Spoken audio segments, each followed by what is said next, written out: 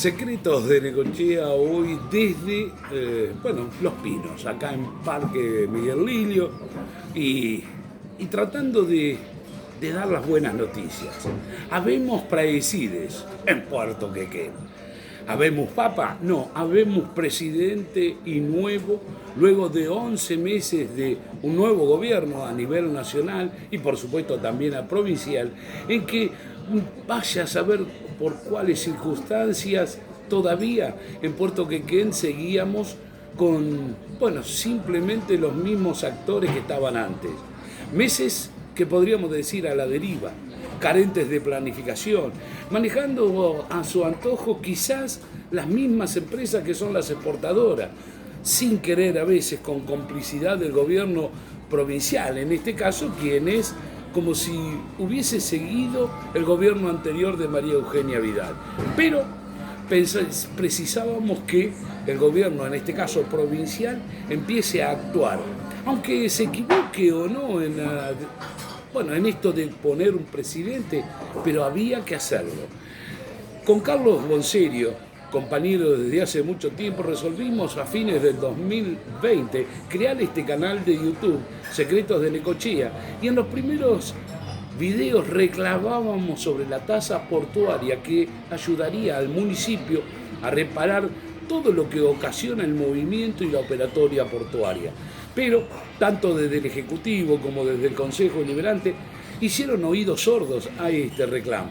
En aquellos tiempos también hablábamos y se hablaba de un fideicomiso para reconstruir el puente Ignacio Ezcurra, algo que se había prometido en campañas electorales, pero que evidentemente era irrazonable y a la vista está, aún en un futuro proyecto de desarrollo que no se ha llevado a cabo.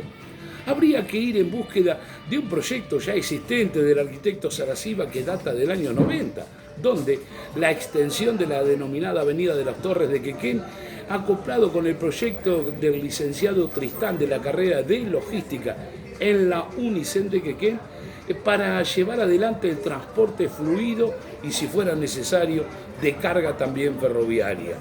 Estos videos tocamos temas como la erosión marina, que produciría la extensión de la escollera de Necochea en su momento. Y entre las soluciones describíamos cómo podríamos llevar adelante la construcción Reiter Wall de los tetrápodos, es decir, aquello que generaba de alguna u otra forma y manera de esta erosión no llegara a concretarse.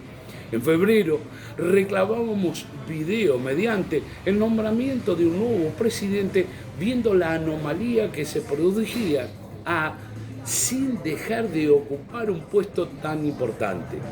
Rebatimos la consigna del ingeniero Mario Goicoechea de denominar puerto ciudad, haciendo uso extremo de la política partidaria dentro del puerto, volviendo a utilizar el término que debemos implementarlo necesariamente.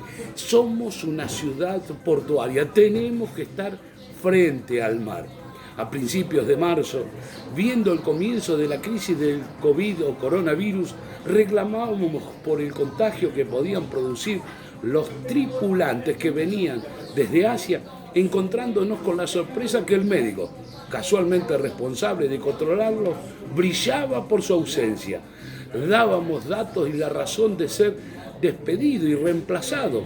Evidentemente dejaba un vacío a la hora de tomar resoluciones. Se hablaba de un plazo de 180 días para que algún que otro candidato local podría ejercer, y había de sobra candidatos. En abril, ya debido a la gran sudestada, debieron trasladar la Virgen de la Rosa Mística a la parroquia del Carmen, por el peligro que la misma cayera al mar.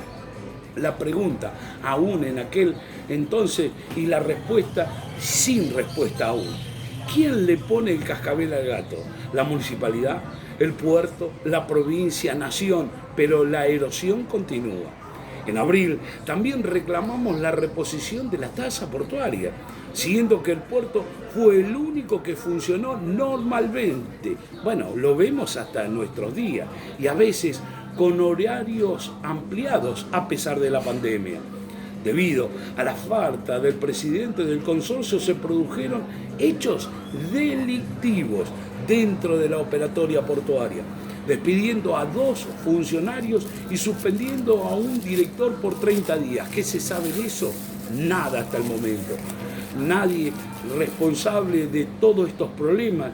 Y la llegada ya del mes de mayo volvíamos a solicitar la normalización en cuanto a la conducción del puerto, pero oídos sordos siempre a nuestro reclamo. Pareciera que el puerto no tenía valor, y con esto, ¿quiénes de alguna manera sacaban provecho? La corrupción y el nepotismo en seguir nombrando trabajadores. Esto siguió siendo moneda corriente dentro del mismo. No hay formación profesional, solo a mí mismo. Empezó el puerto con 30 personas, hoy ¿cuántas hay? 130, 140. Nuevamente en los meses de junio y julio reclamamos por las irregularidades que obedecen pareciera de intereses ocultos. Dentro del puerto se seguía sembrando vientos y quien siembra vientos cosecha tempestades. El gobernador, desbordado por el COVID, hacía oídos sordos a estos reclamos. La falta de transparencia en el puerto Quequén, con el agregado de las plantas receptoras de fertilizantes, UAM, y con el riesgo que conlleva el almacenamiento de semejante material, más el antecedente de la mega explosión del Líbano, que tuvo centenares de víctimas.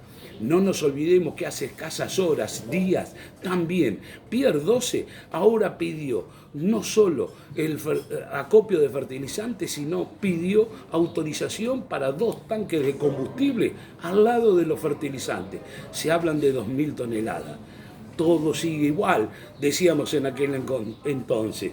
También el video histórico donde tratamos el origen del puerto, el protagonismo de la aristocracia porteña en sus inicios, con un relato detallado de los acontecimientos.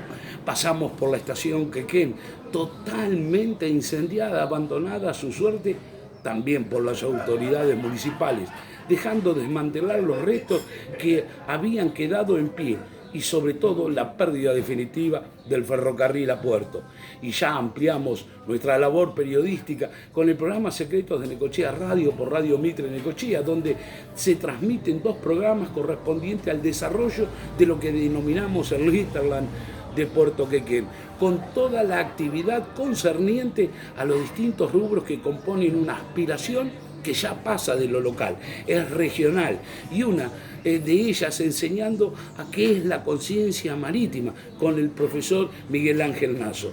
También la participación del politólogo internacional Andrés Malamud, apoyando la creación del hinterland, y la del dirigente de Carvap, Alberto Barak, uno de los mayores entendidos en la producción agropecuaria, que busca el desarrollo del hinterland del puerto Quequén. Exportamos en este año 1.200 millones de toneladas de maíz que requieren para alimentar cerdos. ¿Qué mejor, sinceramente, que exportar cerdos, que sería con valor agregado? Hay muchas ventajas que tiene la región que generan divisas. Ya las hemos enumerado 1 y 1000 veces, pero seguimos siendo oídos sordos para muchos. Próximamente veremos cómo organizar el Congreso del hinterland de Puerto Quequén mediante estos nuevos elementos que facilitarían la comunicación. Cuando hablamos de estas cosas, al parecer un disparate para muchos, y sí, un disparate. Si hubiéramos aprendido todo esto hace 30 años, sí, 30 años, en nuestro caso nos hubieran cambiado la vida. A pesar de esto, no nos quejamos con Carlos Bonserio, seguimos aportando en gran medida o en mayor o menor actividades todo esto que podemos hacer, el de aportar ideas y además el comienzo de este gran proyecto para la Argentina, pero tiene que empezar con lo chiquito, entre ellos la creación del hinterland del puerto Quequén. Por suerte, ahora ya hay presidente, por suerte, habemos en Puerto Quequén, habemos presidentes.